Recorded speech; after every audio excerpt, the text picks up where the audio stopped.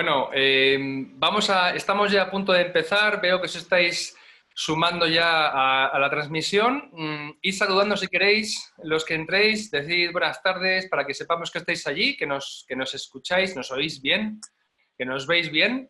Y en pocos minutos ya empezamos con la materia. Buenas tardes, dice Pacha. Encantado, buenas tardes. Carlos, ¿cómo estáis? Alberto, fenomenal. Muchas gracias. Vicente, encantado de saludarte. Bueno, ya ha llegado primero una pregunta.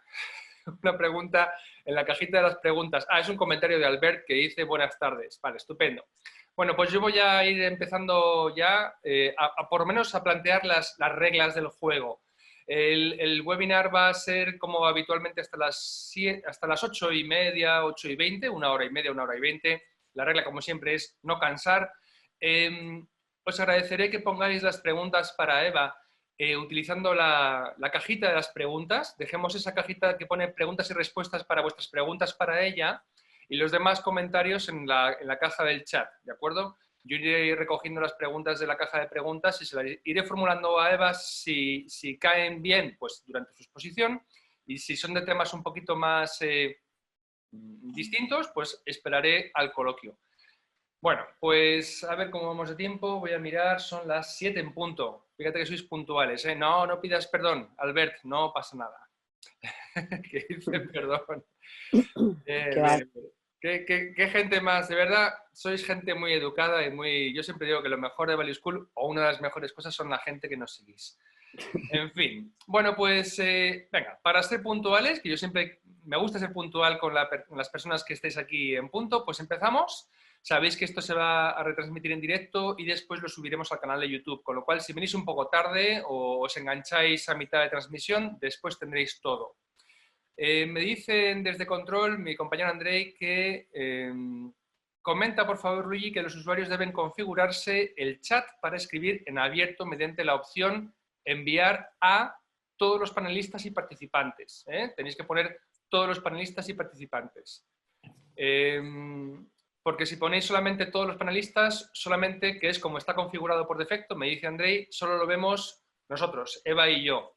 Así que si queréis dirigiros a todo el grupo, elegid donde pone todos los panelistas y participantes. Me dice alguno que ya lo ha cambiado. Fenomenal, George Daniel. Perfecto. Venga. Pues entonces, bienvenidos a este nuevo webinario de Value School, bienvenidos a esta cita semanal que tenéis siempre con los principios de las finanzas personales responsables y de la inversión consciente. Sabéis que hemos trasladado toda la programación de conferencias a este formato 100% online, que durará mientras dure el confitamiento, o el confinamiento si queréis, es decir, lo que dure la cuarentena, que por ahora se prevé larga. En principio no prevemos tener actividades en la sede, pues creo que hasta el otoño, hasta septiembre. No contamos con que nos permita el gobierno reunirnos en la sede de Value School, los 40 o 50 que cabemos allí, por temas que todos entendéis, motivos de prudencia y de salud, así que hasta entonces tendremos los webinarios de Value School. También algunos estáis preguntando acerca de la escuela de verano. Evidentemente, esto afecta a la escuela de verano y lo más probable, ya estamos buscando fórmulas para ofrecer algo, yo os digo que va a ser incluso mejor. Y hasta aquí puedo leer, no voy a decir mucho más porque estamos todavía cociéndolo, pero pronto espero que en un par de semanas os demos una gran noticia de lo que va a ser la escuela de verano este año. Algo habrá, pero estamos todavía cerrando el paquete. Os va a gustar, os lo prometo. Bien, pues ahora ya sin más dilación voy a presentar a la invitada de hoy, que se llama Eva Alonso. Eva es socia y directora de planificación patrimonial en Value Tree Wealth and Asset Management. Trabajó en PricewaterhouseCoopers como gerente del equipo de empresa familiar y anteriormente en Deutsche Bank Private Wealth Management como gestora de patrimonio. Eva cuenta con casi 2 décadas de experiencia en planificación patrimonial y asesoramiento a empresas familiares nacionales e internacionales. Posee una licenciatura en Administración y Dirección de Empresas y un máster en Banca y Finanzas por la Escuela de Negocios de Garrigues. Y nos va a hablar hoy de una charla que es cómo optimizar el retorno financiero y fiscal de nuestro dinero y cómo plantearnos lo que ella llama una ruta patrimonial. Eva, muy buenas tardes y gracias por venir a Value School, al webinario, a contribuir con tus aportaciones a que todos aprendamos un poquito más de finanzas personales. Pues buenas tardes y muchas gracias, Luis. Al contrario, a vosotros por la oportunidad y por ir tratando estos temas que forma parte de la ruta del inversor. O sea que Totalmente. Y encantada. aquí todos somos ahorradores que queremos empezar a invertir o que ya hemos dado el paso y queremos hacerlo mucho mejor. Entonces, mira, te propongo lo siguiente, como habitualmente hacemos, vamos a hablar tú y yo pues unos 3 cuartos de hora y luego damos paso a las preguntas que hayan quedado por responder. ¿De acuerdo? Fenomenal. Venga. Entonces, la primera de ellas que te quiero plantear es, mira, sobre todo ahora que estamos en España en campaña del IRPF, a muchos nos viene la inquietud de, uy, ¿cómo puedo optimizar mi factura fiscal? Ahora justo de repente que me toca pagar impuestos, me preocupo por cómo puedo yo pagar menos. A ver, entiendo, Eva, que quizás es un poquito tarde para pensar en la optimización fiscal y si es que sí, ¿nos puedes decir cómo tenemos que empezar a afrontar esto en nuestra planificación financiera? Sí. A ver, yo siempre digo, cuando ya estamos en campaña de renta o patrimonio, es más rellenar modelos. Podemos tener dudas de qué tipo de regla fiscal, cómo aplicarla o cómo rellenar la casilla X o Y, pero ya no podemos actuar sobre el resultado del año. Es verdad que viene bien para los asesores patrimoniales porque el cliente vuelve a tomar conciencia, decir, pues esto es muy importante y el año que viene tengo que ir a verte en otro momento. Y siempre digo, dos prácticas buenas. Como mínimo, en el cuarto trimestre del año anterior, es decir, entre octubre y diciembre, ahí entramos a trabajar mucho, mucho con el ahorrador mano a mano. ¿Y por qué digo esto? Porque ya han pasado 9 meses del ejercicio y las personas pues saben pues si ha hecho alguna venta de algún inmueble, alguna venta de algún fondo de inversión, si va a cobrar bueno, pues si ha tenido una facturación extraordinaria. Entonces, todo eso ya podemos hacer un hipotético, un precálculo, y decimos, bueno, ¿y qué crees que va a ocurrir en los 3 últimos meses de cierre de año?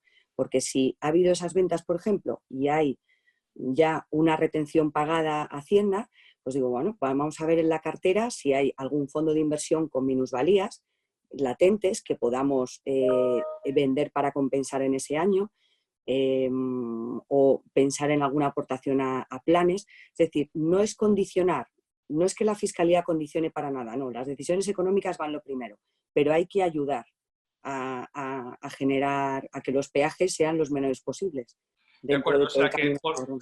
por resumir entonces, el último trimestre del año, Esta es, octubre, septiembre, puede ser el momento propicio para empezar a tomar decisiones de cara a la siguiente campaña de la renta del es- pago de impuestos. exacto, ese es uno y otro ya es más de largo plazo, pero bueno, ya podemos, si quieres, desarrollarlo más adelante. Vale, perfecto. Pues vamos a empezar, si quieres, con la presentación que nos tienes preparada. Y la primera pregunta que te quiero hacer en cuanto a las diapositivas es, explícanos un poquito dónde tienen sus ahorros los españoles. Ahorros Bien, e inversiones, por así decirlo. sí. ¿Quieres que vaya Luis un poco pasándola Sí, para por que favor. Sí, por favor. visualmente... Vale, perfecto. Pues este es lo que hablábamos, eh, primera idea o buena práctica. Y bueno, pues yo aquí me he centrado, digo, en los datos de Inverco, que al final es la patronal de inversión colectiva en España, nos viene a decir con datos de cierre del tercer trimestre del 2019, de los 2,3 billones de euros de ahorro de las empresas, de las familias españolas, restando el billón que hay en cuentas corrientes, casi medio billón está en fondos de inversión y planes de pensiones, es decir, casi el 35% del ahorro que está trabajando. ¿Vale? Este dato es importante y tiene sentido porque al final son vehículos de inversión, transportan ese ahorro que al final va a valer pues, para determinados objetivos que tengamos en el medio y largo plazo. Entonces, por poner unas cifras, los fondos de inversiones 330.000 millones y en planes 120.000. Y esto responde a que son compañeros de viajes, ayuda a esos vehículos de inversión a que el ahorro capitalice de forma más óptima. Vale, perfecto. O sea, vale, entonces, y esto no vamos a hablar en esta charla de inmobiliario, ¿verdad? Porque sí sé que es un lugar donde muchos españoles encierran sus ahorros, ¿verdad? Exacto, no, de hecho es el principal activo Ah, en sí. el que ahorramos. Sí, a día de hoy todavía sigue siendo el principal activo. Es verdad que la planificación es muy importante e interesante, da opciones, pero bueno, pues depende de cómo se plantee el ahorrador que va necesitando en el camino, pues la parte inmobiliaria encaja o es una de las piezas de todo el patrimonio a trabajar, vaya. Pero, Vale. Eva, perdona, es que estoy viendo la diapositiva y es que no me puedo aguantar. 1 billón con B en depósitos y cuenta corriente. Esto sí, es dinero que está palmando poder adquisitivo. O sea, es claro, alucino. Pero luego es que encima me dices, perdona, 330.000 millones y 120.000 por otro lado en fondos y planes, que si hacemos caso del estudio anual de Pablo Fernández, el 90% de esos fondos solamente dan dinero a los bancos que los venden. es Es que que, es abrumador. claro, pero, no, pero es que esta es este es el modelo que tenemos en España de cómo los españoles confiamos nuestros ahorros, sobre todo en la red bancaria, que no tiene, que pueden hacer un trabajo estupendo, pero no tienen por qué ser a lo mejor los más adecuados para llevar nuestro ahorro de medio y largo plazo. Ahí, bueno, yo ahí abogo por más compañías independientes de gestión que tienen otros resultados muy diferentes en la inversión. Vale, vale, Pero, vale. pero ese es sí, sí, pero así están los números. Yo lo digo porque también para todos los oyentes, busquen este estudio, si no lo conocen, de Pablo Fernández, lo edita todos los meses, todos los Sí, años, perdón. Es un estudio que hace dos cada año, uno de planes de pensiones y de fondos de inversión. Y bueno, mete a productos de vehículos de 15 años de performance, de rentabilidad, y es que los resultados son, vamos, yo prefiero, bueno, ya a buen entendedor pocas palabras bastan. de, Muy bien. de hecho, solo un inciso. Si recuerdas, antes de que empezara todo el tema crisis sanitario COVID, hubo declaraciones por parte del gobierno que decían, bueno, si no está siendo una herramienta tan eficaz por los resultados, los planes de pensiones, pensaron a lo mejor eliminar los incentivos fiscales, etcétera, porque no estaban cubriendo su objetivo, que era dar frutos de ahorro a largo plazo. Pero bueno, eso es otro tema que ahora tenemos otras urgencias. Pues mira, es como si hubieras visto la pregunta que acaba de entrar. Nos acaban de preguntar, ¿van a quitar la desgravación de 8.000 euros en los planes de pensiones? Pues mira, yo te diría, antes de COVID, pues podría ser una de las medidas que tuvieran, pero es que ahora no puede ser para nada una prioridad. De hecho, todo lo que puedan incentivar, yo no lo creo, no lo creo. Otra cosa será las rentas del ahorro en fondos, acciones, ya lo veremos más adelante, pero no creo que sea ahora para nada algo que tengan en la agenda. Vale, muy bien. Oye, otra pregunta para continuar. ¿Cuál es la diferencia que me surge a mí? Mira, la diferencia entre gestionar nuestro ahorro y planificar su tratamiento fiscal. Pues, a ver, gestionar, somos primero generadores de una renta, con ese ahorro nos hemos fijado una serie de objetivos a X años, entonces gestionar al final es qué decisiones, o sea, dónde invierto el dinero de manera que dé los frutos que yo necesito para ir retirando el capital en X plazos. Entonces son más decisiones de inversión, ¿vale? Y yo te diría, la parte de planificaciones, llevar qué molde es el más adecuado, o sea, en qué vehículo voy a llevar ese capital que tiene que estar trabajando a servicio del titular, del ahorrador. Son dos cosas que se dan la mano totalmente y una no debe condicionar a la otra. Vale, de acuerdo. Bueno, pues si te parece vamos a continuar con la presentación y hablar de las ventajas de ahorrar o invertir, ¿vale? Si quieres ahí me puntualizas un poquito los matices en fondos de inversión en España, por ejemplo. Vale, pues yo os diría, volviendo a la base, al final hay que transportar un capital que queremos poner a trabajar y dentro de 1, 3, 5 años tenemos claro que lo vamos a consumir. De hecho, por eso estamos renunciando a consumirlo en el momento presente. Tiene que compensarnos porque queramos cosas de más ambición. Entonces, al final, fondos y planes son vehículos que transportan ese capital en funcionamiento. ¿Qué les deberíamos de pedir a un vehículo que sea eficiente? Es decir, que nos dejemos por el camino los menores recursos posibles, los menores peajes, Peaje Vale. que consigamos eliminar o reducir, tenemos más capital trabajando. Y esto es un ejemplo muy claro en los fondos y en los planes.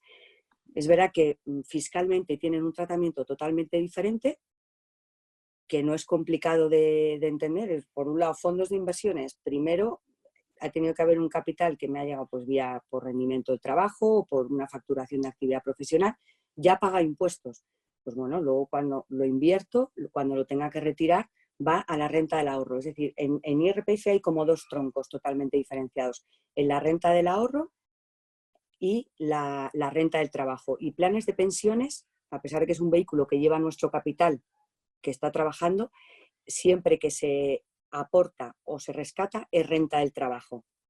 ¿Vale? Ya veremos, por esto es interesante de cara a sucesiones, etcétera, también. Vale. Mira, te propongo si quieres que repasemos estos dos cuadros un poquito como jugando al ping-pong, saltando de uno y viendo el siguiente, ¿no? Por ejemplo, Vale. acabamos de comentar que en fondos de inversión el dinero que entra es dinero que ya ha pagado impuestos. Sí, exacto. ¿De acuerdo? Sin Ha pagado embargo, impuestos, vale, en planes de pensiones es salarios.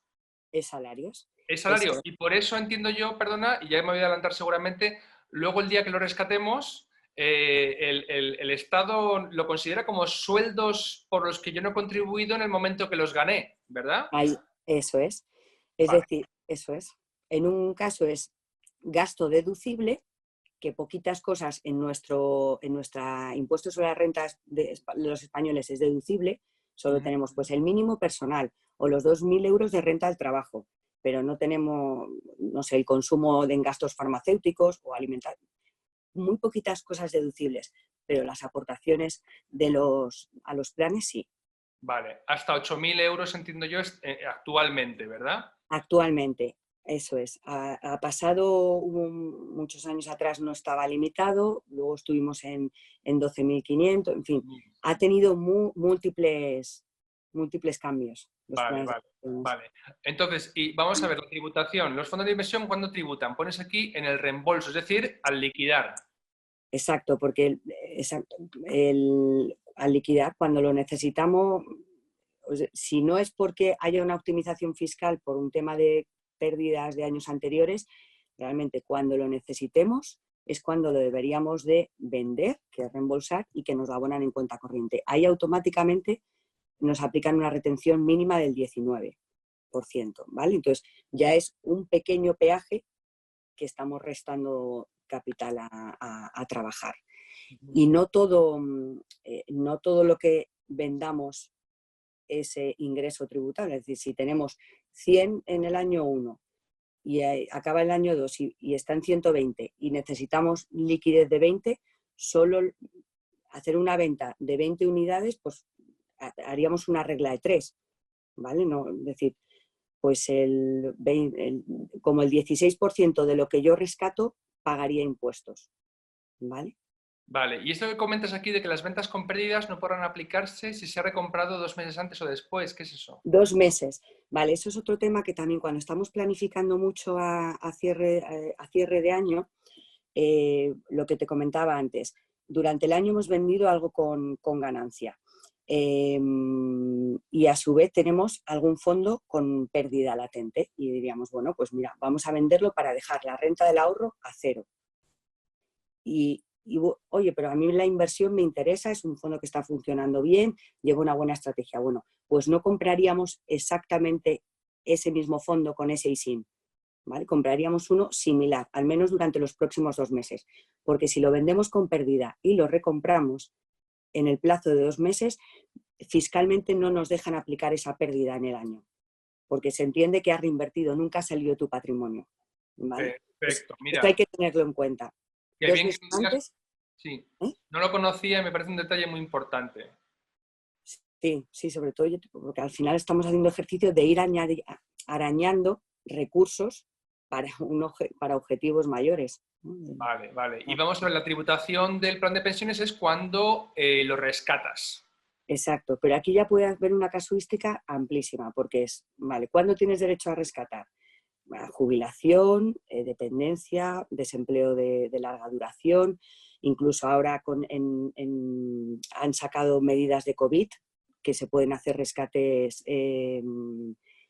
por X volúmenes según tu salario medio de últimos meses. En fin, lo que pasa es que euro rescatado, euro que es renta del trabajo. Sin embargo, euro rescatado en fondos de inversión, solo la parte proporcional que sea de ganancia. Entonces, por eso hay que confrontarlo siempre para ver al final cuál es el líquido de más importe, que es lo que... Claro, tú fíjate, en la transparencia pones qué parte tributa. Tributa la revalorización en la parte de los fondos, pero luego en los planes pones el capital rescatado. Y aquí quiero incidir en algo que yo sé que a mis amigos como tú, planificadores financieros, les llevan los demonios, que dicen, es que mientras que en el fondo yo pago por la revalorización, en los planes de pensiones tributo también como si fueran salarios por la parte que se ha revalorizado, es decir, por el interés o la ganancia o la rentabilidad. No me hacen dos tributaciones diferentes. Ya. Eso es así. Por eso el momento de rescate es vital planificarlo bien.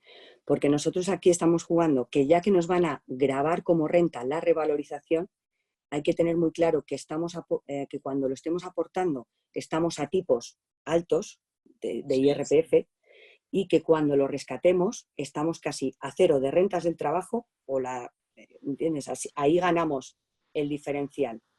Es decir, el diferencial de tipos nos va a compensar el que nos hayan grabado como renta la revalorización. A ver, Eva, yo te voy a poner, a ver si estoy aconsejando bien a mis amigos. Mira, yo tengo amigos, joder, mi propio padre, mi suegro, que cuando rescataron el plan de pensiones en el año en que se jubilaron. Y les pegó un palo a Hacienda que se tiraban de los pelos. Y digo, ay, yo, en mi saber modesto les digo, tenías que haberte esperado por lo menos un año a llevar un año de pensionista, donde digamos que tributas por unas rentas inferiores, y entonces ahí sí. Con lo cual yo digo a la gente, tú ten un colchón de ahorros, digamos, de un año, para que puedas tirar de ese dinerito más o menos antes de rescatar el plan de pensiones, deja que transcurra un año para que tú cuentes como jubilado, como pensionista, y te baje ese marginal por el que vas a tributar, ¿verdad? Exacto. De hecho, es que al final es todo hacer números. Es decir, si yo fui aportando y mi tipo medio de impuestos era el 35, y pues cuando lo rescate voy a ver qué rentas tengo que esté a tipos del 20, del 18, del 19, ¿vale? Ya estoy ahí ganando un diferencial.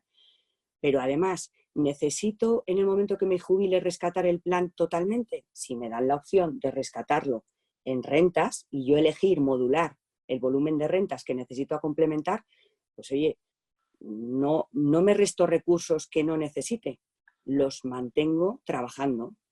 ¿Vale? Esa es la idea, aunque luego hablaremos de un tema también de si tiene una cierta antigüedad. Todo lo aportado anterior a 2006 tiene unas ciertas ventajas de reducción, es decir, solo de lo que rescate, solo el 40% no tributa. Vale, nos pregunta un amigo que si rescatamos ahora por COVID, ¿perdemos acaso la desgravación o la deducción fiscal que se nos hizo en su momento? Es que va a ser como renta del trabajo, o sea, no es que, es decir, estás anticipando en el tiempo ese ahorro de impuestos de los años que aportaste. Ajá. Pero volvemos a decir lo mismo, es decir, ¿lo necesitas ahora el capital? Porque si lo necesitas se planifica para no rescatar a lo mejor el máximo que prevé ahora el COVID. Oye, te puedes complementar, no sé, con 500, 600, 1000 ya es verlo. Y además, si a lo mejor lleva un ritmo de ingresos estables de enero a marzo y no va a tener ingresos estables en los próximos 2-3 meses, pues oye, ya el volumen total del salario de ese año ya va a ser menor. Con lo cual puede no ser un año malo para rescatar. Vale. Oye, y esto que comentas aquí de criterio FIFO, eso me interesa que se explique porque mucha gente, claro, dices, bueno, ¿y qué se vende? Cuando vendo un fondo de inversión, ¿qué vendo? ¿Lo que acabo de comprar? ¿O hay un criterio para ver qué participaciones se venden primero, verdad? Sí, y además es un criterio clarísimo de nuestra norma de IRPF. La entienden un poco fuera de España, o sea, los europeos cuando le hablas de FIFO, cuando estamos en alguna banca fuera, alucinan, pero aquí en España esto es así. Siempre a efectos fiscales para calcular la ganancia o la pérdida, sale de nuestra cartera lo primero que hemos comprado, independientemente de que imaginamos que hemos comprado el mismo fondo, el mismo ISIN, en dos entidades diferentes. Si yo doy la orden en la entidad A de venta, pero compré ese mismo fondo antes en la entidad B, lo que estoy vendiendo a efectos fiscales es el de la entidad B, lo primero que compré. Entonces, allí donde creo que estoy, imagínate, oye, pues voy a hacer una pérdida, voy a realizar la pérdida porque me interesa para compensar alguna ganancia que llevo ya hecha en el año. Ojo, vamos a ver cada una de las depositarias dónde están los activos, si coinciden, y hay que ir a vender aquel que genere el efecto que estamos buscando. Y no el que, bueno, pues voy a dar la orden en tal banco o en tal. No, no. De hecho, incluso ahora cuando se van dando de alta fondos en las entidades, en el formulario hay casillitas para rellenar. ¿Es usted titular de esta misma posición en alguna otra entidad, etcétera? Creo que se rellena algo concreto. Vale. Oye, y vamos a el ping-pong hacia el plan de pensiones. Pones aquí que hay rescate en renta a tributar. Bueno, no, perdón, me he saltado una. ¿Qué parte tributa? ¿También funciona igual el FIFO con el plan de pensiones? Sí, sí. Sí, ¿no? Debería, porque Funciona, son sí. participaciones que yo compro igualmente. Es decir, Sí, al sí, final sí, esos sí, son es así. De activos. hecho, es así, sí, sí, sí. De hecho, Vale, luego cuando... Sí, sí, es así. vale, de Mm. acuerdo. Luego comentas en caso de pérdidas y en los fondos a compensar con ganancias patrimoniales, bueno, lo que pueden leer allí los amigos en la diapositiva. Sí, ese punto también es interesante porque, ya os digo, fondos y planes son dos troncos diferentes de nuestro impuesto. Pero los fondos de inversión, ya que son ganancias, pues entra dentro del mismo saco que vender acciones, que vender un inmueble, ¿vale? Todos son ganancias o pérdidas. Y nunca, hasta el año 2014 o 15, nunca habíamos podido, es decir, si yo tenía, imagínate, una pérdida por las preferentes de X bancos, no eran compensables. Yo podía tener ese año mucha pérdida en alguna emisión que hubiera sido fallida y haber tenido ganancias por fondos de inversión y no eran compensables, que económicamente dices no tiene sentido porque al final hay que ir más a que se tribute por la riqueza generada, ¿no? Neta. Y ahora mismo sí que hay un cierto vaso comunicante, es decir, si tenemos pérdidas patrimoniales, el 25% de lo que hayamos ganado por intereses, cupones, dividendos, podremos utilizar ese crédito fiscal. Y si no, pasarlo a los 4 años siguientes. Vale, muy bien. Mira, han surgido varias preguntas. Nos dicen que a partir de qué tipo medio es interesante aportar a un plan de pensiones. Esa es una muy buena pregunta porque sé que mucha gente se sorprende cuando dices, es que yo tengo uno desde que era jovencito y ganaba poco y le dices, pues a lo mejor no te compensó mucho. A ver, yo te diría, es que, ¿qué sabremos cómo estará la escala de tipos cuando rescatemos? No, eso para empezar. Hombre, yo te diría, a partir de tipos del 2022 empieza a compensar. Es que le ganamos renta líquida para poner a trabajar, ¿vale? Es verdad, y además otra reflexión. Yo creo que tengo ya interiorizado que el sistema de pensiones tal como lo conocemos hoy, dentro de 20 o 30 años, no va a ser el que es. Entonces, ¿qué rentas del trabajo tendré por jubilación? No lo Pues sabemos. posiblemente iguales o menores de las de actuales. Vale, pues eso ya me da una pista de que a lo mejor voy a tener tipos inferiores. ¿Entiendes un poco lo que digo? Que Sí. también la macro tributaria aquí entra a jugar. Entiendo. Preguntan también que si no es FIFO, en otros países, ¿qué criterios siguen? Pues yo que haya visto, por ejemplo, para Reino Unido es precio medio, que es el que tiene, yo creo, más sentido, más facilidad para el cálculo de contribuyentes. Vale, vale, Precio perfecto. medio. Perfecto. Pues si quieres pasamos a la siguiente diapositiva. Vale. Pues aquí, sin asustar a los que lo estén es un poco la reflexión de por qué decimos que es un vehículo, un fondo de inversión, por qué es adecuado para que lleve nuestro ahorro trabajando. Pues porque todo aquello que no nos quite recursos es más fuerza de ahorro. Y lo digo porque al final en los fondos de inversión estamos eligiendo el que tiene una política de inversión que creemos que mejor va a trabajar para los objetivos que nos hayamos marcado, ¿vale? Pues si ese fondo de inversión en su balance compra acciones, tiene bonos, eso va dando X retornos, X abonos, y nosotros no tributaremos hasta que no rescatemos, pero la participación del fondo. Y sin embargo, todo eso que va generando está sujeto a una tributación muy pequeñita. O sea, el vehículo tiene muy poquita carga fiscal, pensada precisamente para eso, para El conducir 1%, ahorro. creo yo, de los fondos de inversión, El ¿ves? 1% en el caso de fondos españoles y el 0,05 fondos de inversión luxemburgués, que es muy común que tengamos los ahorradores también en O el sea que extranjero. realmente creo que es uno de los pocos, si no el único producto que yo conozco que permite, que es una especie como refugio impositivo, es decir, se permite que esa capital esté creciendo sin pagar impuestos durante el crecimiento, solo pagas al final. Eso es, eso es. Y eso es de... Aparte, Dime. eso.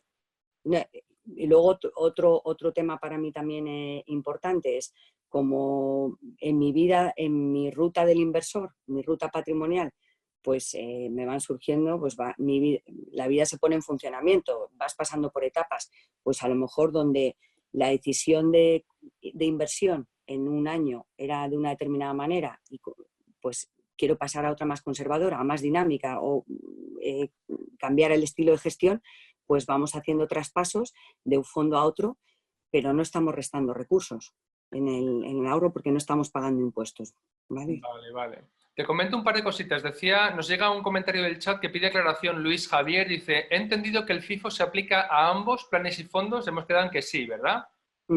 Vale. Y luego también comentan en las preguntas, Fernando Gómez de Olea dice que no entiende muy bien lo de los fondos de pensiones, que si tributa todo o solo el beneficio. Tributa todo. Todo, todo. Igual que cuando aportamos, es como si hubiéramos ganado, si aportamos el máximo, ganamos 8.000 euros menos a efectos de Hacienda. Pues cuando lo rescatamos, va incluido el capital con la revalorización y todo es renta del trabajo. Vale, vale. Otro usuario, Rafita, se llama, dice, ¿por qué supones, te pregunta Eva, que dentro de 20-30 años va a ser menor la tabla del IRPF? No, lo que he dicho es por la parte del sistema de pensiones tal como lo conocemos, que Vale. no creo que haya una cobertura social tan amplia como la que tenemos ahora. Y luego he dicho sobre la tabla de tipos, a ver, estamos en la media, media europea, o sea, no sé si puede ser más alto o más bajo, pero la media es que no es un futurible que no conocemos. Claro, claro. Vale, vale, muy bien. Impuesto de patrimonio veo ahí. Eso no afecta a muchos, ¿no? Sí, en No, España. bueno, yo solo más que por si afecta o no, porque cada uno tenga sus circunstancias de generación de rentas, de patrimonio, es solo para que tomáramos conciencia de que al final el patrimonio que ahorramos y que está poniéndose a trabajar tiene 3 niveles de peajes, ¿vale? Para que digamos, oye, pues cuando yo estoy ahorrando y ese capital lo invierto y está trabajando, pues normalmente viene de una renta del trabajo o de la venta de otro activo anterior, pero ya ha habido un primer peaje. Por eso es importante optimizarlo. El fruto de lo que tenemos ahora, seguir optimizándolo. Patrimonio, pues esto es tan dispar como territorios tenemos en España. Para que tuvierais una idea solo de cómo van las escalas entre el 0,2 y el 2,5. También es otro peaje y además es un peaje anual. Igual que podemos pagar una depositaria por un fondo de inversión, pues puede haber otra siguiente factura del impuesto de patrimonio. Y en las sucesiones y donaciones lo mismo. A pesar de ser un ahorro que ya ha pagado impuestos por haber generado, por haber sido invertido en fondos, que ha podido pagar impuestos cada año por patrimonio, pues habrá un tercer nivel cuando pase a siguientes generaciones. Y que aquí, igual, pues, por poneros el dato de cómo van las escalas y tramos. Pero es solo por ganar conciencia de que al final hay muchos peajes. Sí, vamos, que el fisco español no es muy amistoso para los ahorradores, me parece. A ver, menos mal porque nos planificamos y decimos, bueno, renuncio a este gasto porque tengo proyectos más que me apetecen más y merece la pena acumular capital. Pero sí, el incentivo, sí, la carga fiscal es importante. Si no se planifica bien, es importante. Vale, una cosita, por favor, Eva. Yo sé que hay amigos de Value School que se ponen a ahorrar y, joder, hay gente que está trabajando por ser independiente financieramente y jubilarse temprano, ese tipo de cosas. Tú ponte, por ejemplo, que eres una persona, eres una mujer de 45 años que, oye, se ha puesto a ahorrar y ha llegado a acumular, pues no sé, 600.000 euros en fondos de inversión, ¿de acuerdo? Y ya para jubilarse a los 45, poco más o menos, ha hecho sus calculitos. Ella tiene que pagar impuesto de patrimonio, porque te veo aquí que pone a partir de 167.000 euros. No, hay unos mínimos exentos. No. Antes de aplicar, es decir, esto es 600.000. Hay un mínimo exento de 700.000. Ah, vale. De acuerdo. Esto es a partir de lo que es base tributable. Vale, de acuerdo. Que no se asusten los amigos que nos ven porque dicen, oye, yo llevo aquí ahorrando, a lo mejor tengo casi medio millón de euros y voy a tener que empezar a pagar impuestos de patrimonio, ya lo que me faltaba. No, pero si tuviera, por ejemplo, ahorrado en patrimonio 600.000 financiero y vivienda habitual, que ya cubre los primeros exentos, pues dependiendo en qué comunidad autónoma viva, pues claro que tendrá su factura de impuestos sobre el patrimonio, sí. Vale. Venga, pues vamos a... Bueno, si quieres comentar algo más de esta diapositiva o pasamos a la No, siguiente.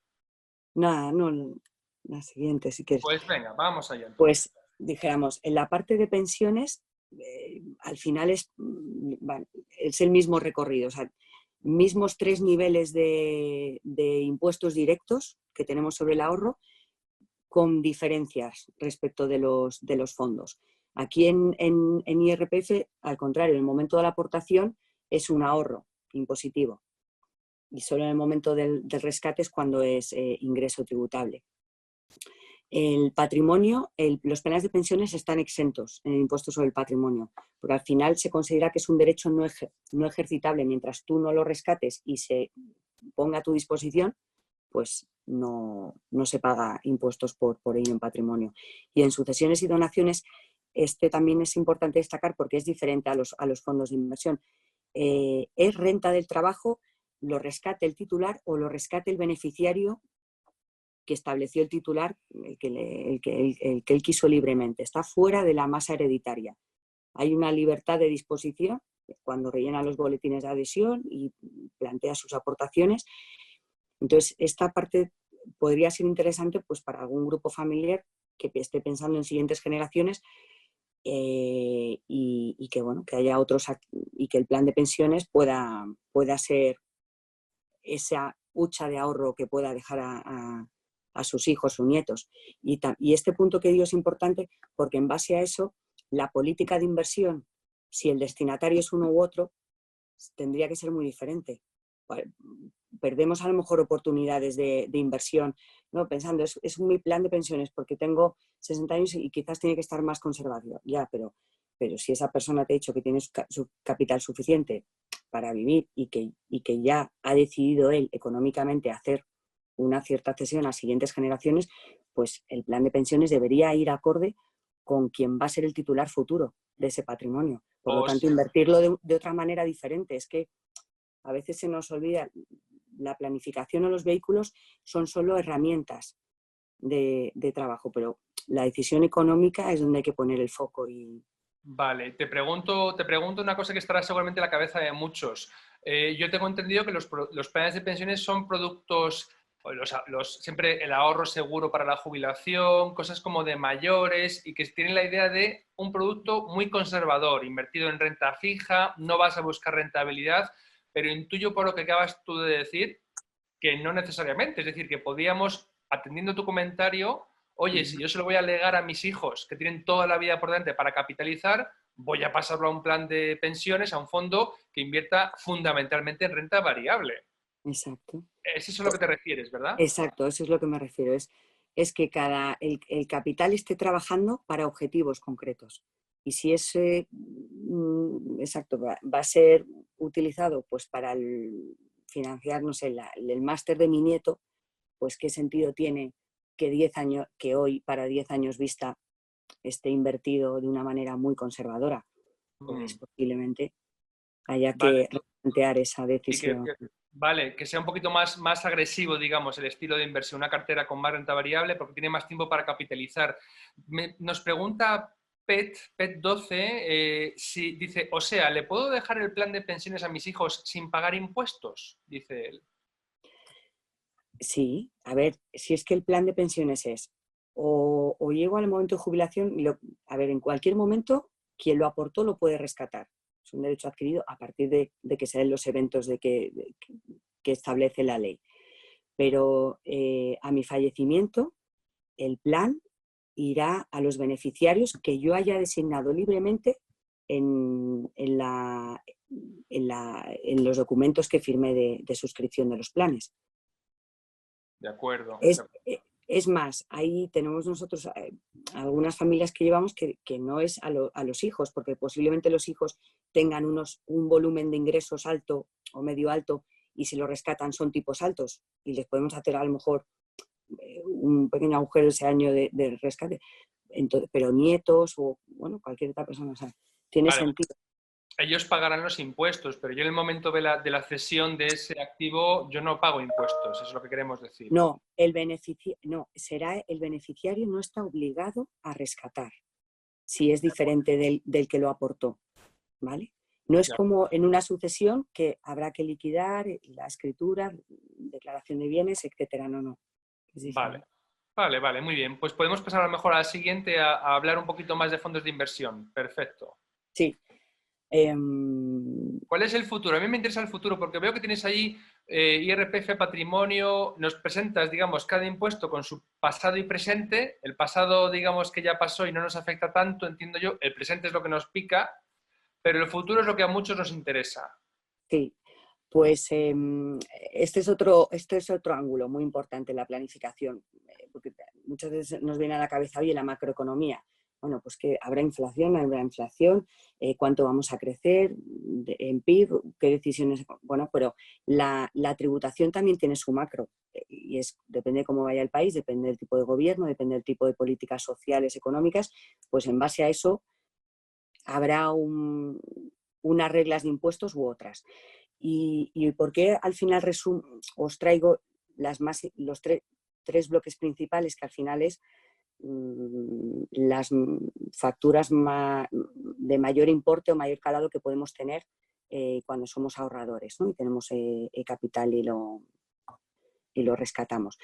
Eh, y digo pasado y presente porque es importante el pasado por el tema de que hay reglas pasadas que ya no están en funcionamiento, pero que aplican regímenes transitorios, ¿vale? Que a veces nos olvidamos de que hay ciertas ventajas si tenemos un fondo de inversión muy, muy antiguo y que si lo vendemos a día de hoy, pues se sigue aplicando esas cosas pasadas. Presente pues por volver a decir, estamos a estos tipos que conocemos hoy, tanto si lo rescatamos como ahorradores y a cómo tributa el propio vehículo, y el futuro, pues yo desde luego no descarto, yo creo que es un poco la dinámica que llevamos muchos asesores patrimoniales. A mí se me ha venido a la memoria es el escenario 2012. Si recordáis, el gobierno anterior tuvo que hacer una reforma importante cuando cayeron ingresos tributarios de forma muy severa en el año 2012, que nos aplicó para el 13-14. ¿En qué consistió esto? En subirnos 2 puntos cada uno de los tramos. Que dices, bueno, pues pasar el 19 al 21, del 25 del 23 al 27, bueno, pues estos son facturas pues de más del 10% de incremento, del 15%, ¿vale? Además, con la crisis sanitaria, que luego vendrá crisis económica, más con los programas económicos que ya traía el actual gobierno, pues podrían ser tipos más agresivos. O podría ser que en un momento dado todos los bienes con antigüedad que se vendieran, pues ese régimen lo eliminaran o que en un momento dado limitaran que hubiera cierta fiscalidad, aunque hubiera por traspasos. En fin, puede haber herramientas que creemos hoy que son que están asentadas y que no se cuestionan, pero con la que tenemos encima de la mesa y lo que viene en los próximos ejercicios, pues va a subir, yo creo, ¿no? Severamente, sí. Madre mía, No, a ver, no, No, no, no, que lo vayamos preparando, ¿no? no, pero a ver, es que, bueno, pues es lo que a ver, es que había incluso en algunos programas de partidos políticos, pues había el planteamiento de que las rentas del trabajo y las rentas de capital fueran a la misma escala. Madre mía. Entonces, eso no tendría ningún sentido económico, ¿no? Porque la renta del ahorro es algo que ya ha hecho el cauce de la actividad económica. Pero bueno, estos son ideas que creo que si a lo Sí, mejor... está bien y además no tenemos tampoco una bola de cristal, es decir, el futuro pues Dios dirá. A mí lo que me asusta y lo que también me confirma un poquito mis ideas es ver ahí donde pones impuesto de patrimonio pasado, nació como impuesto de control temporal en 1977. Es decir, esto Sí, confirma ese adagio de no hay nada más permanente que un impuesto temporal. sí, sí, sí. Madre mía. Así es, porque claro, para llevar un poco el control, eso es para querer bueno, llevar el control de que se declarasen las rentas, una buena manera es que se hiciera un listado de bienes. Mm. Al año siguiente, si había cambiado la configuración de tus bienes, es que posiblemente había un hecho imponible a pasar por caja en renta. Y nació así hasta que en el 91 se incorporó ya dentro bueno, pues del sistema tributario como figura ya permanente. Vale. Oye, Eva, te pregunta aquí Osorio, creo que sí, la he visto con él, que qué es el impuesto por cambio de residencia. No, Ah, perdona, Oriol Humet, Oriol Humet. sí, vale. Cuando somos residentes fiscales españoles, esto es algo que se incorporó, me parece, a partir del 15.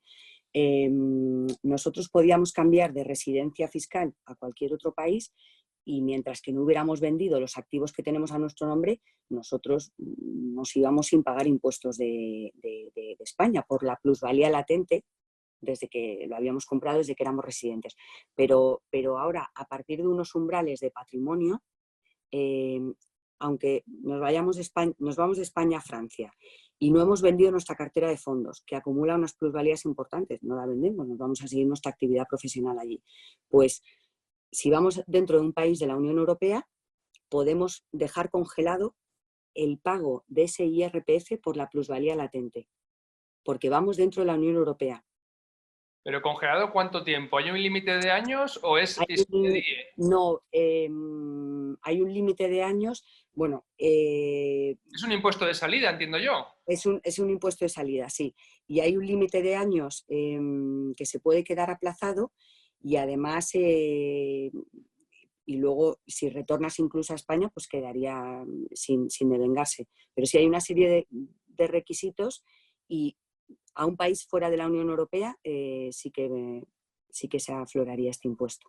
O sea, a un país, bueno, nos pregunta Osorio, que creo que ha preguntado varias veces por este asunto de la tributación, si te llevas tus ahorros fuera de España. Esto es una forma de responder a esa pregunta, ¿verdad?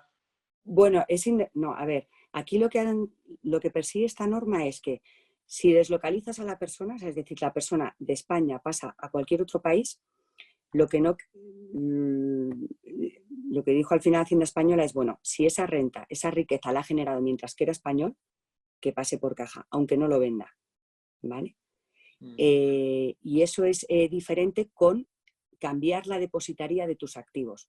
Nosotros aquí como residentes fiscales en España tributamos por nuestra renta mundial y por nuestro patrimonio mundial, independientemente que esté depositado o ubicado en España, en Francia, en China, en la India, en cualquier país, ¿vale?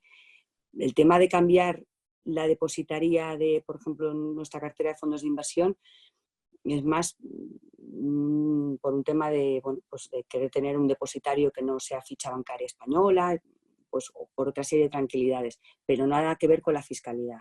O sea que yo, me vaya donde me vaya, no voy a dejar de tener obligación de pagar impuestos a María Jesús Montero en este momento.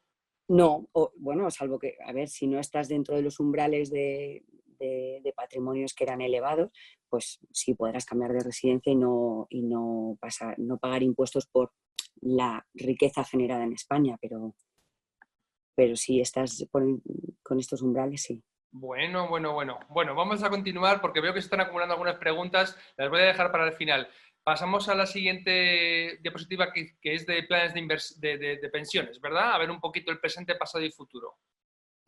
Eso es. La siguiente es de planes. Aquí solo pues, hacer algunas menciones. En el pasado, si recordáis, cuando rescatábamos los planes de pensiones, todo aquello que hubiéramos, si lo rescatábamos en forma de capital, el 40% del capital que rescatásemos, el capital más revalorización, no tributaba como renta del trabajo. ¿Vale? Entonces, es verdad que aunque fuera un importe elevado, si quitábamos el 40%, pues dices, bueno, a lo mejor me compensa ese año ir al 40 y pico sobre esa base, pero luego ya me queda la renta libre y puedo ir pues, a fondos de inversión y puedo ir a un esquema mucho más económico en un tema de impuestos. Y eso lo eliminaron y ahora cada vez, a partir de que nos jubilemos, tenemos para pensar cómo nos interesa rescatarlo en forma de capital solo durante los 2 próximos años, ¿vale? Para que nos aplique esa exención si es que nuestro plan de pensiones tiene esa antigüedad. Los que tengo yo en mi caso, pues empecé a aportar en el año 2007 u 2008, o sea que no me va a dar igual en forma de capital o renta, Vale. pero bueno, que sepamos esto. Cosas que tenemos ahora también que no teníamos hace unos años, pues hay una ventana de liquidez, es decir, cada 10 años podríamos rescatar, es decir, cada año podemos rescatar aquello que ya tenga una antigüedad dentro del plan de más de 10 años, pero no en 2020 lo que hemos aportado en el año 2000, no, a partir del 2025 empieza ese cómputo de 10 años. ¿Vale? Vale. Luego, el propio plan de pensiones, su tipo no tributa, ¿vale? Pues a la propia revalorización de la cartera del plan no está sujeto a tributación. Y el futuro, pues que ya nos lo preguntaba algún oyente, no sabemos si será una figura que sigan incentivando. Bueno, hombre, yo lo que he oído a Escribá antes de que viniese la pandemia estaba planteando pues quitar incentivos a los planes personales y fomentar los planes de empresa. Es lo que estaban por ahí, pero claro, ya esto ha sido un tablero de juego completamente distinto al que tenemos ahora. Completamente distinto, porque si ese esquema se traslada a las empresas, bueno, pues las empresas, salvo que te obliguen a subir el coste laboral, bueno, pues ya es una decisión del empleado decir, oye, prefiero renta líquida, depende ya del volumen de salario. Hay veces que no te encaja el que te hagan una retribución Ya, del plan de ya. pensiones. Ujú. Oye, vamos con algunos ejemplos, que sé que tienes preparados un par de ellos, aunque bueno, entiendan todos los oyentes que estos son, la casuística es infinita, casi como Sí. personas hay. Pero bueno, hemos tomado dos y venga, vamos a meternos en ellos a explicarlos. Venga, estupendo. Pues por poner cifras y luego ver cómo resolvemos. En este caso estábamos hablando, pues, un ahorrador, una persona de mediana edad, 60 años, 2 hijos, uno residente en Madrid y otro en Francia, y bueno, pues planea el retiro, pero ya en unos años. Tiene su vivienda habitual, sin cargas y ubicada en Madrid. Ahora mismo tiene su actividad profesional y su tipo medio de IRPF es del 35%, por ciento, y el patrimonio financiero, pues bueno, pues tiene fondos de inversión, algunos con ganancia latente y con antigüedad, otros con alguna pérdida latente, tiene créditos de años anteriores y además un plan de pensiones. Y estamos en 2020 y él nos traslada, oye, pues yo me planteo una liquidez de 20.000 euros que necesito para este año, más adelante una donación a mis hijos y a medio plazo cambiar de ciudad. Y esto es un poco el día a día que hacemos en la planificación patrimonial. Nos cuentan cuáles son sus deseos y necesidades y tenemos que buscar la ruta más óptima, ¿vale? Sin cambiar los planes, la esencia. Entonces, aquí lo que, quizás para no distraernos un poco en el ejemplo, lo pongo, al final la conclusión de esto es, vale, si tenemos un activo que si lo vendemos tiene una cierta ventaja fiscal porque está adquirido antes del 92, y estos son los famosos coeficientes de abatimiento, pues no sería necesario vender del fondo B que tiene pérdidas. A lo mejor esa es la primera impresión, pues oye, vendemos del fondo B, tiene pérdidas y no hay impacto fiscal. Ojo, pero a lo mejor el fondo A consigo neutralizar totalmente la fiscalidad y además completo con el fondo B y barro el crédito del año anterior, que de otra manera me iba a caducar porque era del año 2016 y solo tengo 4 años para compensar y estoy en el 2020. O sea, yo un poco lo que quiero trasladar aquí es que los detalles son importantes y unir todo al final es lo que hace que haya habido ese ahorro y esa optimización, ¿vale? Y además no se cierra la puerta porque ya en el año 2021 nos había trasladado que quiere hacer una donación a hijos. Pues en el año 2021 se verá si el fondo B que tiene, si ha recuperado, están con plusvalías o minusvalías y cómo organizar mejor esa donación. Y digo, por ejemplo, de una manera, si el fondo B siguiera con minusvalías, pues otra de las preguntas que nos hacen mucho es, bueno, ¿pero dono el fondo o hago una venta y dono la liquidez? Porque no es exactamente igual. Y dice, bueno, pues si tienes pérdidas en el fondo, no vamos a donar el fondo, porque las pérdidas patrimoniales por donación no son pérdidas deducibles según el impuesto de renta. Entonces, en ese caso es mejor vender y con el líquido, además porque tienes ya ese crédito fiscal porque la venta es tuya y has sido tú el titular de la venta, y con ese líquido donas. ¿Vale?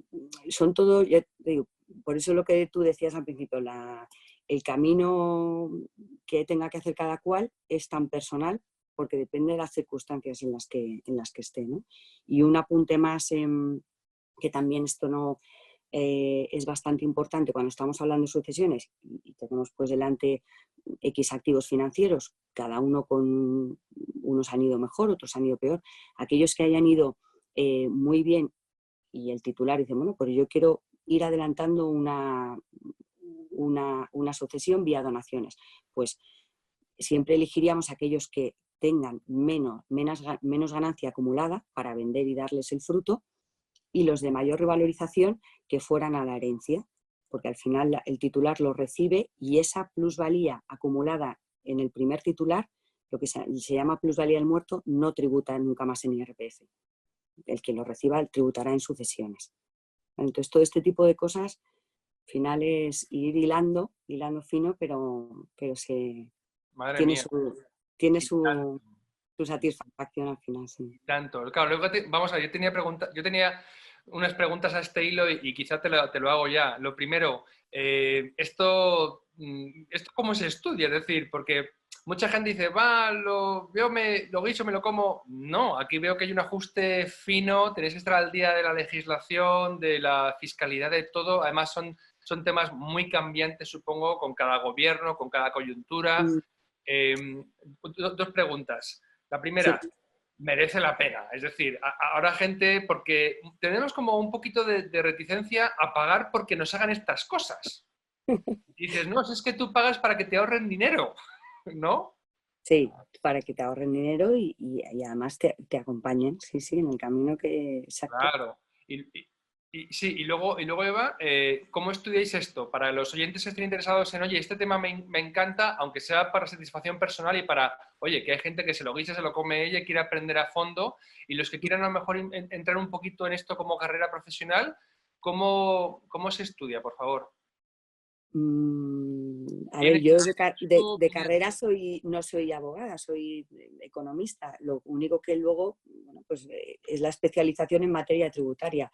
Pero al final, por los trabajos en los que he estado, nuestra casuística era hilar todas las materias, pues hilar tributación directa con IRPF, patrimonio y sucesiones, hilar impuestos sobre sociedades, porque también los ahorradores tienen su actividad empresarial y de negocio, y todos son vasos comunicantes.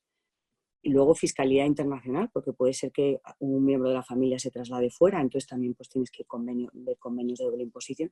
Al final yo creo es, bueno, pues la inquietud profesional que te tira, acudir al IE y estar muy al día actualizándote y bueno, pues eso es, Muy no bien. sé si he podido contestarte bien a Que la te pregunta. guste, que te guste, porque te tiene que gustar. Sí, sí, sí, pero porque, claro, al final hay personas que lo ven, no, pues esta casuística no es para mí, ¿no? Pero si todos somos una SL andante, todos tenemos nuestra economía doméstica, que es la más importante que tenemos que cuidar. Y esto es dijéramos, una disciplina más de la economía doméstica que hay que afinar, ¿no? Por supuesto. Mm. ¿Completamos el ejemplo si quieres? Vale, bueno, pues en el ejemplo en el que estábamos, en el año 2025, que ya preparándose para la jubilación, tenía ese plan de pensiones de 100.000 euros, que había una parte aportada anterior a diciembre del 2006, y esto casi es que lo hemos tratado un poco al inicio, cuando decías, oye, hay amigos de mis padres que han rescatado y ese año ha sido un clavo. Bueno, a ver, el número a hacer era, vale, ¿qué renta necesito yo al año?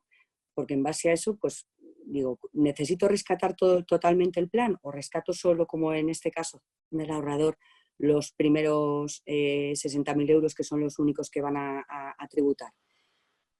Pues es que es hacer el hipotético, es decir, en cuanto, ¿qué renta necesito? Esta es la primera premisa y luego pues saber cómo me sube mi tipo si voy fraccionando el capital a recibir y así decido, oye, capital o renta. O si lo necesito ya o no, pues ya ahí no haces tanto número porque dices, necesito el capital. La fiscalidad totalmente pasa a un segundo plano o no permite, no cabe la planificación. Y luego, es verdad que no íbamos a tocar temas de inmobiliarios, pero es que es inherente al ahorrador español. Por ejemplo, la vivienda habitual. Si esta persona nos está diciendo que su idea es cambiarse a otra ciudad y además ahí es donde va a elegir el retiro y es lo que a él le apetece, pues también el consejo es, a partir de los 65 años, las viviendas habituales cuando las vendemos no tributan en renta. Haya una ganancia pequeña, grande o enorme. No tributan en renta y además no es obligatorio la reinversión. Con lo cual, pues ese sería otro de los consejos a decir. Y a partir de 65 años, pues vas a tener esta capacidad de ahorro y además tú decidirás si es buen momento de venta o no, si lo alquilas, pero hay un tema, si lo alquilas y empieza a ser vivienda habitual a donde te mudes, a donde te traslades en tu nueva ciudad, ya la anterior ya no es habitual, por lo tanto, si la vendes no tendrás exención. O sea, por eso te digo que todo es Madre mía, esto es como un campo de minas, Eva. No, no, no, no, no, no. Solemos decir que cuando empezamos a hacer este trabajo con las familias es como ir al confesionario, pero porque tiene sentido, si te cuentan los detalles o te hacen idea de foto, es apasionante ir hilando. Al final es conocer las reglas, conocer la composición de los activos y qué quiere el ahorrador. Y al final se encuentran soluciones. Aquí yo suelo decir, en fiscalidad el camino, o sea, el orden de los factores sí altera el producto. ¿Sabes? Tanto, tanto. Sí, sí, Sí, sí. sí, sí. Oye, tenemos otro ejemplo más con un caso de un jovencito, ¿no? Ah, Sí, bueno, sí. exacto. Bueno, aquí es solamente poner gráficamente lo que hemos ido comentando. Vale. Un jovencito, pues es verdad que aquí, bueno, pues está en el inicio del camino. Aquí hay menos etapas recorridas, entonces pues de momento digamos que está en activo con su profesión, ingresando con un tipo medio más bajo que el ahorrador anterior y tiene un fondo con un valor actual de 10.000 euros y una plusvalía latente. Y dice, bueno, yo ahorrador de largo plazo, porque ya quiero financiar X o Y, lo que sea, dentro de X años. Entonces, ¿cuál es la figura más eficiente? Pues ya hemos, a lo mejor he ido dibujando la respuesta. Bueno, aquí él dice, no tendría sentido vender el fondo C es decir, de ir a un vehículo que ya está optimizado y además por el que para invertir esos 10.000 ya hemos tenido que pagar impuestos, pues no lo vendo para invertir en un plan de pensiones. que me va a dar la misma prestación como vehículo, bueno, pues me pensaré, si tengo una renta líquida que me lo permite, pues invertir en el plan con la renta líquida, no vender el fondo. Y ese efecto de ahorro lo veré al año siguiente cuando me practique la devolución, porque habré bajado mi tipo impositivo. O le puedo plantear a mi empresa, oye, voy bien con mi renta líquida, y si hacéis una aportación de 2.000, 3.000 a cuenta de bajar el salario líquido, pues automáticamente está bajando su nivel de retención sobre todas las rentas profesionales. Eso podría ser también y es más inmediato. Muy bien, muy bien. Esos son ejemplos que, bueno, pues vienen acá y nos suceden. No sé. Luego, bueno, esta ya la he avanzado un poco, pero espera que me comentes. No, no, dale, Ah, dale, adelante. vale. No, y esto es, bueno, pues lo que decíamos. Aquí todas las piezas cuentan, todo movimiento suele costar dinero, entonces hay que pensarlo bien, reflexionarlo bien, o que cueste dinero o que deje de costar y sea un ahorro. Y todo está interconectado. Por lo tanto, pues vale la pena prestar atención y darle más pensada, sí. Fenomenal. Es que te lo digo porque a mí me sigue sorprendiendo cómo en España la impresión que tengo yo es que todavía mucha gente, igual que no se plantea que, bueno, que sea algo extraño pagar un dinero a un profesional, a un carpintero, un fontanero, un empapelador, no sé, un pintor, por ejemplo, a Ujú. la hora del dinero, como además piensan, porque, y yo creo que equivocadamente, que el banco se lo hace gratis, ¿no? Pues es como que, ¿para qué voy a pagar esto yo? Pues sí, pues sí. Y no estoy vendiendo porque no nos dedicamos a vender ningún servicio, ¿no? Pero yo No, entiendo la entiendo. utilidad de una planificación financiera y de alguien que me pueda, como tú dices, ayudar a todos esos movimientos, esas pequeñas piezas que es que me van a costar dinero o me van a dar dinero, ¿no? Sí, total. Aparte, a ver, si estás con ahorro, ha costado mucho esfuerzo generarlo, Sí. cuesta esfuerzo que se capitalice bien, y además asumimos unos riesgos como inversores, Sí. pues oye, merece la pena cuidar al máximo que no se queden por el camino rendimientos que, Claro, que- que no tienen por qué. claro. Eso es clave, vamos. Ese es el reto nuestro, ¿no? Como profesional. Claro, claro. Oye, Eva, ¿te parece que demos ya paso a las preguntas que se han quedado ahí por contestar o te queda, o Claro, quieres concluir con alguna cosa especial? Podemos dar paso a las preguntas, ¿verdad? sí, perfecto. Venga, Ujú. pues Ángel nos acaba de preguntar si sería posible ver las diapositivas una vez terminado. Vale, pues las publicaremos todas. Siempre acordaos de que cuando publicamos el vídeo, como vamos a hacer ahora en el canal de YouTube, lo publicamos también un botón al vídeo de YouTube en la página web de Value School, ¿de acuerdo? Donde habéis encontrado el anuncio. Y allí, justo debajo de ese botón, suele haber otro que pone presentación. Y os podéis descargar las diapositivas que también están en el SlideShare. Tenemos un canal ahí y ahí damos todos los PPTs de todos los ponentes, con lo cual este también estará. Javier Torres te pregunta, ¿se puede rescatar el plan de pensiones en forma de renta vitalicia? Mm, no, bueno, a ver, técnicamente sí, porque vamos, no sé si te convertiría en la renta, es decir, tú tienes, cuando ya, a partir de que lo puedas rescatar, tienes ahí unos derechos consolidados. El que tú lo quieras transformar en renta vitalicia sería rescatarlo y ya generar un seguro de rentas. No sé si va por ahí la pregunta, o si va la pregunta porque tengo X capital, miro mi esperanza de vida y entonces fracciono de manera que alargue todo el periodo de... No sé si va por No ahí. lo sé, a lo mejor te lo plantea.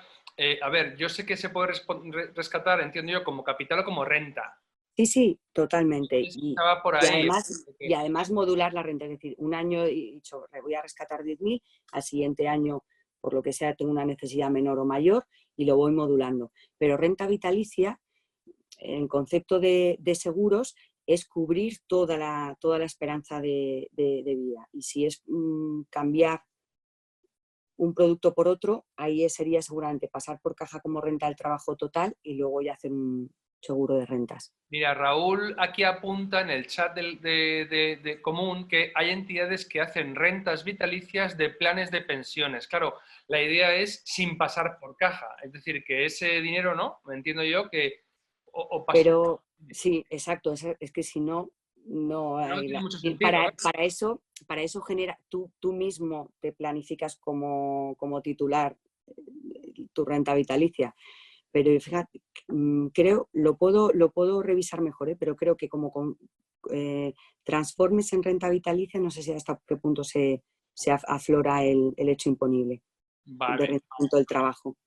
Oye, Jorge Panadés pregunta que si se rescata más en renta mensual, o sea, como renta mensual o como capital, todo de golpe. No sé, en tu experiencia, ¿por qué opta la gente? Entiendo que la pregunta va por ahí. Pues hay que ver cuál va a ser tu tipo a partir de que lo rescates. Y si has venido aportando y te venías ahorrando al 35% y ahora cuando estás jubilado sigues con el 35% porque tienes, no sé, retribuciones de dietas de consejo, a ver, en forma de renta, porque entonces no estamos jugando con el diferencial de tipos. Pero si claramente te pega un bajón grande y no tiene antigüedad, es decir, no hay ningún euro que podamos dejar sin tributar porque no es anterior al 2006, pues rentas a modular, a modular. Vale, vale, muy bien. Carlos te pregunta, si yo vivo de mis rentas sin tener un trabajo, es decir, rentista total, ¿debo hacer la declaración de renta y patrimonio? Imaginemos 300.000 euros. 300.000 euros en patrimonio o en, a ver. No sé, yo creo que a lo mejor no sé, tengo una cuenta corriente con 300.000 euros y vivo de ello, voy tirando poquito a poco, tengo que hacer, yo entiendo que no, por lo que has comentado antes. No, a ver, hay unos mínimos por los que estamos obligados a declarar.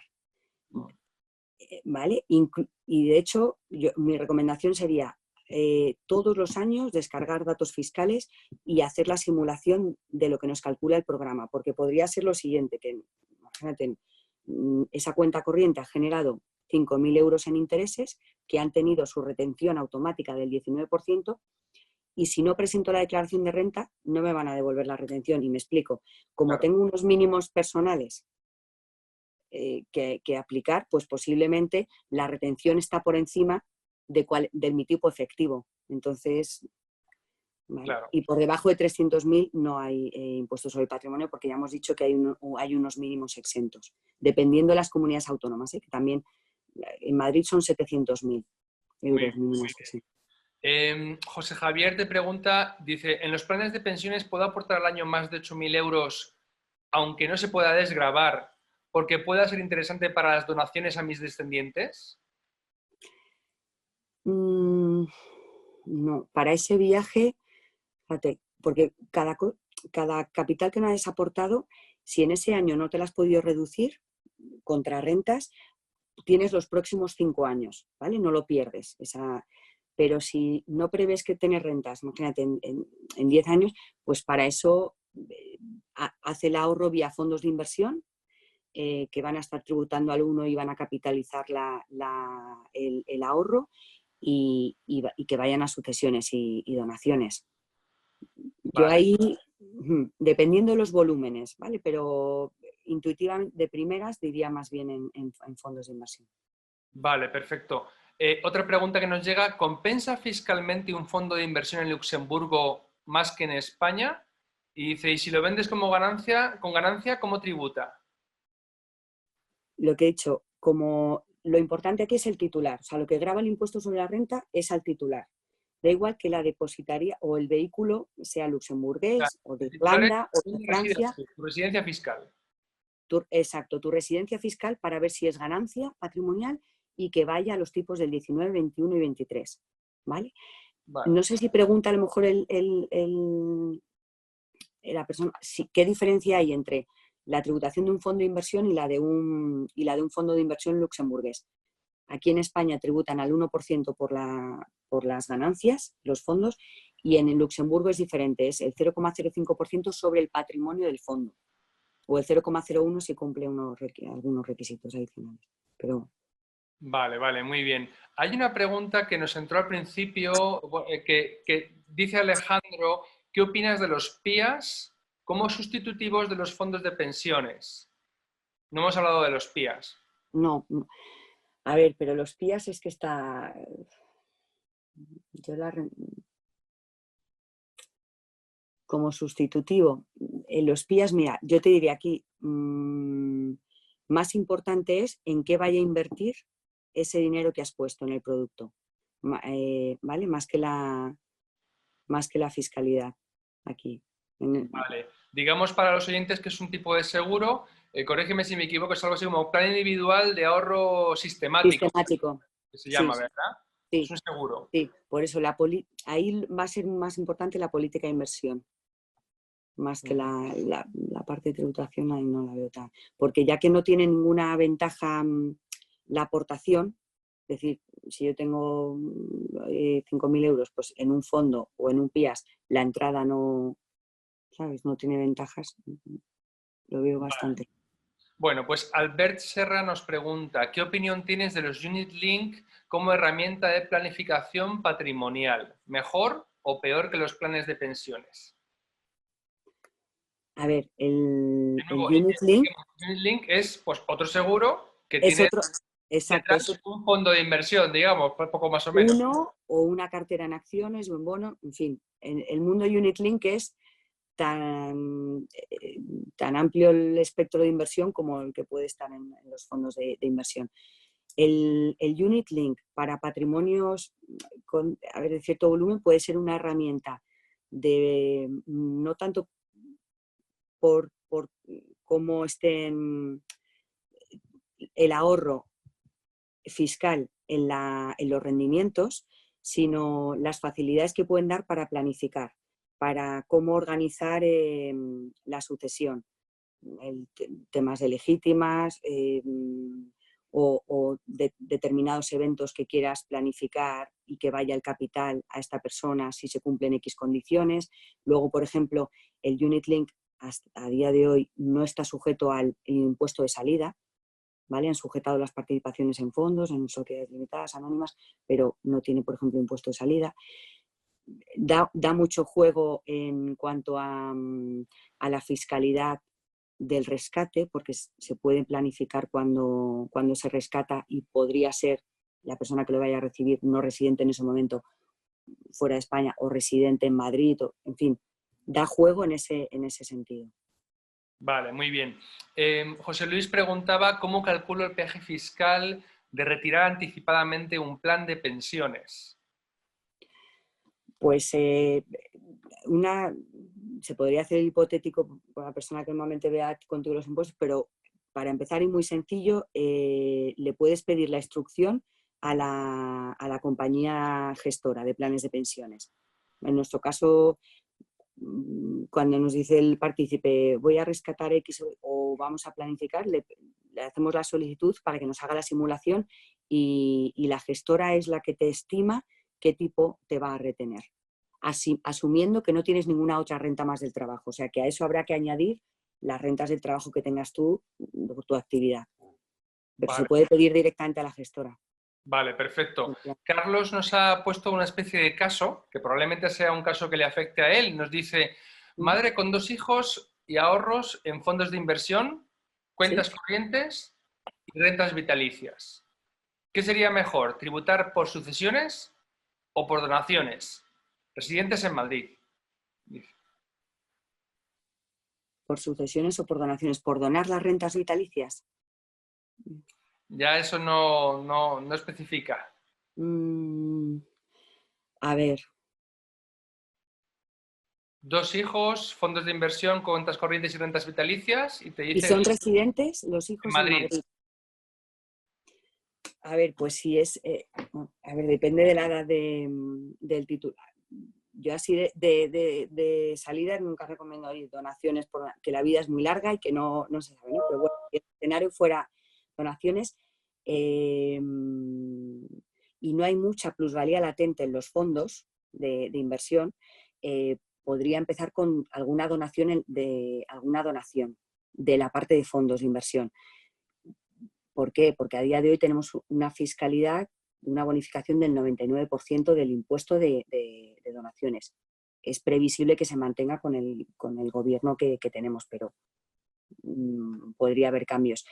Si la factura de IRPF no es muy grande, al tener que vender su madre y pagar el IRPF, pues donar o una parte o comenzar a hacer ese traslado podría tener sentido.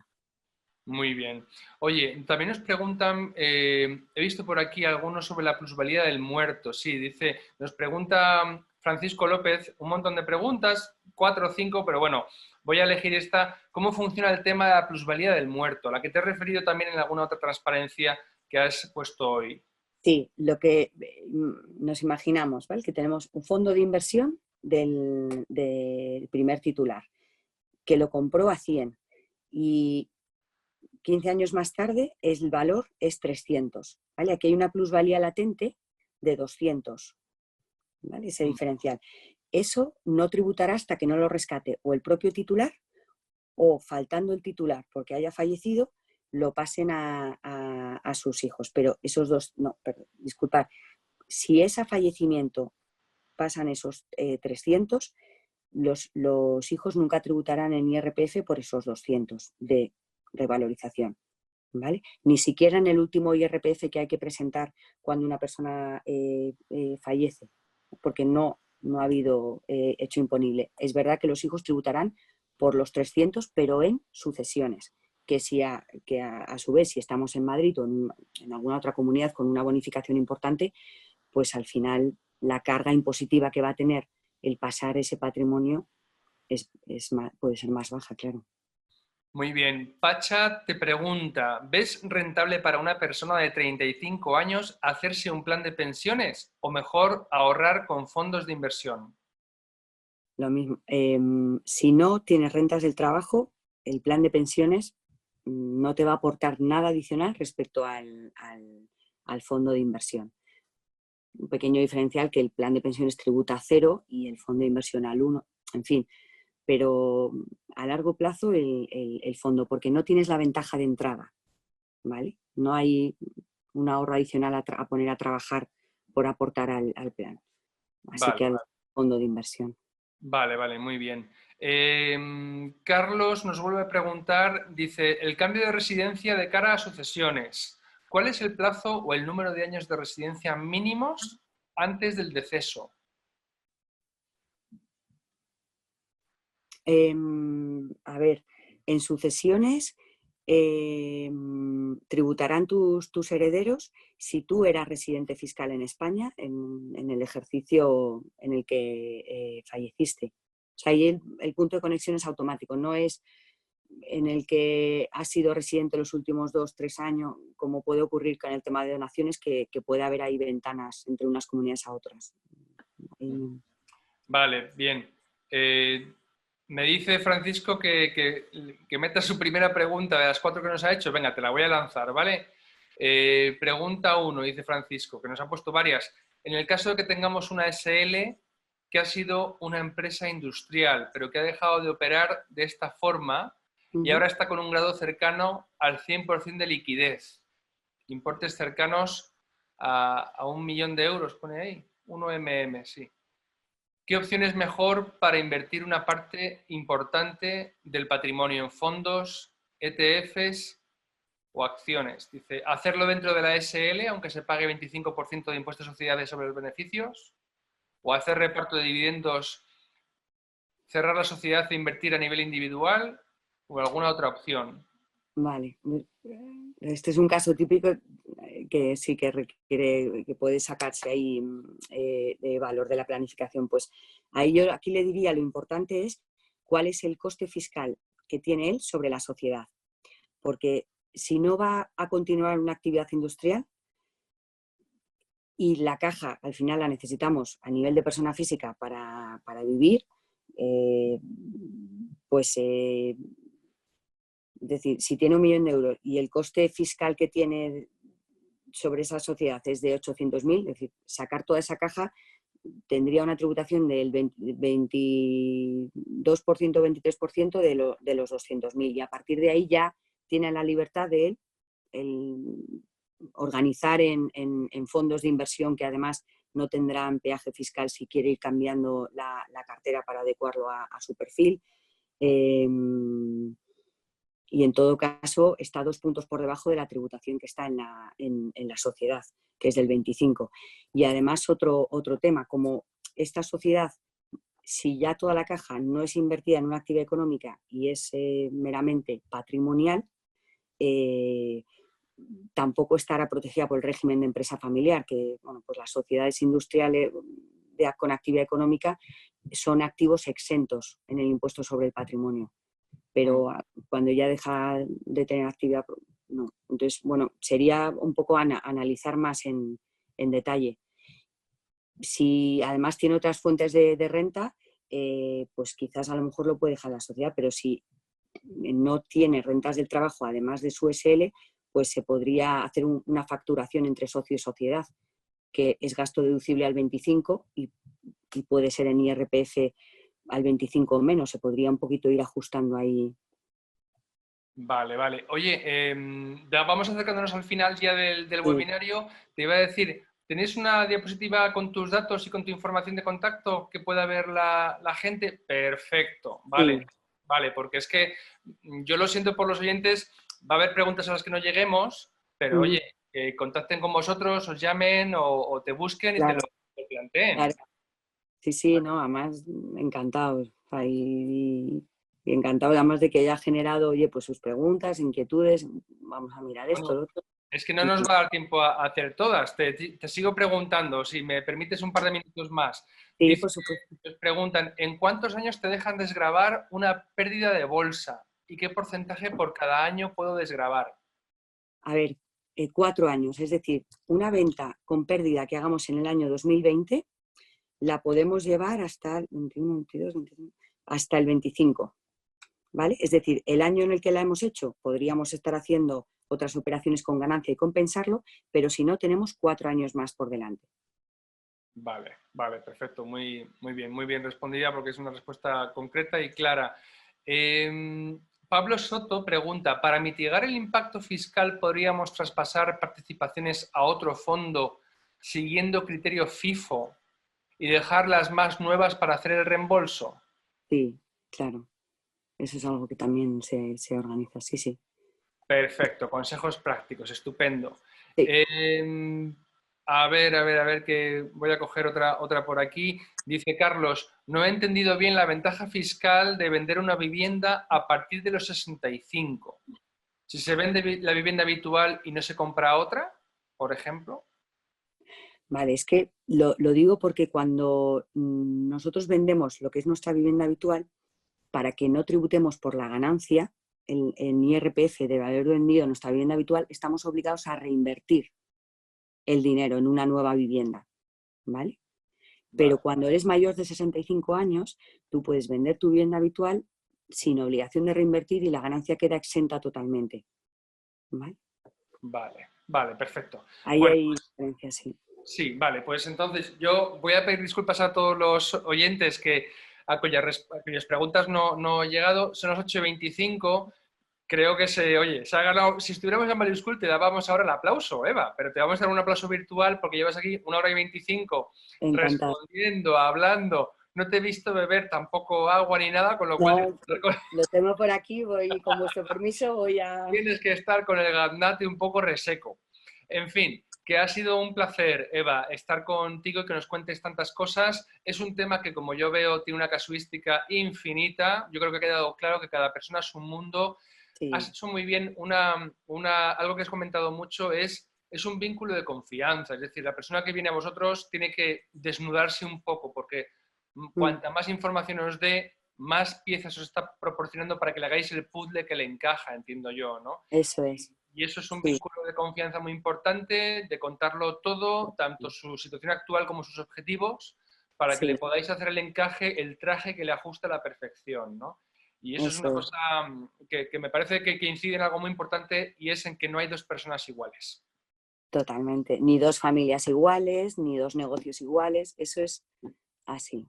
Hay unas reglas comunes, pero luego la aplicación puede ser tan amplia y rica como nos podamos dar de sí, ¿no? Como profesional. Pues me ha encantado estar de verdad contigo porque creo que en los 2 años y medio que llevamos ya de actividad en Value School ha sido la primera vez que hemos hablado de planificación financiera y ya tocaba, porque llevamos mucho tiempo ya hablando de inversión, de ahorro y oye, mira, vamos a empezar ya a ver un poquito cómo optimizar todo esto.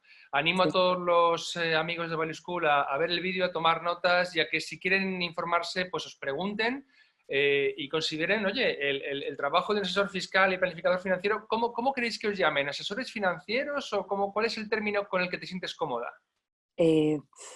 O asesor patrimonial. A ver, es que nosotros en nuestra compañía al final las dos disciplinas las vemos que van de la mano. O sea, cuanto más coordinado trabaja el gestor de la cartera, o llama gestor o asesor, para decidir las inversiones y eso trabaja junto con el que conoce más a lo mejor la casuística patrimonial, pues es que es todo viento de cola, ¿no? O sea, con lo cual yo te diría que Asesor patrimonial. asesor patrimonial, sí. Vale, pues perfecto. Bueno, pues entonces quiero simplemente darte las gracias, Eva, de verdad ha sido un placer.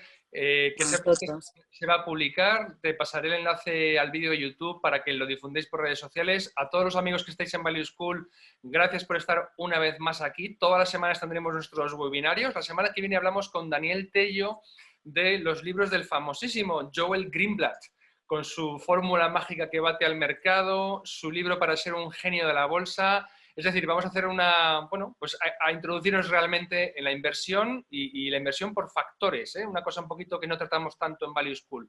Pero bueno, aquí os espero la semana que viene a las 7, como siempre grabamos, emitimos y publicamos después todo, os bajáis las diapositivas, todo es para vosotros.